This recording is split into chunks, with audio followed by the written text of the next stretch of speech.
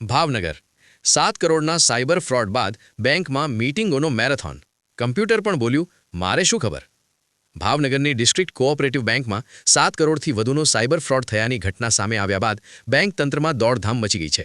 પ્રાથમિક માહિતી મુજબ તળાજા ભરતનગર સુભાષનગર અને સિત્સર શાખામાંથી સાયબર ગઠિયાઓએ રવિવારે બેંકનું સોફ્ટવેર હેક કરી કરોડો રૂપિયા ટ્રાન્સફર કરી લીધા ઘટના બહાર આવતા જ બેંકના અધિકારીઓ કમ્પ્યુટર સામે બેઠા રહી પૂછપરછ શરૂ કરી કહેવાય છે કે એક અધિકારીએ તો મોનિટર સામે જોઈને કહ્યું ભાઈ સચ્ચાઈ બોલ પૈસા ક્યાં ગયા પરંતુ કમ્પ્યુટર તો શાંત જ રહ્યું બીજા કર્મચારીએ મજાકમાં કહ્યું કે રવિવારે બેંક બંધ હોય છે પણ સાયબર ગઠિયાઓને તો ઓવરટાઈમ કરવાનો શોખ છે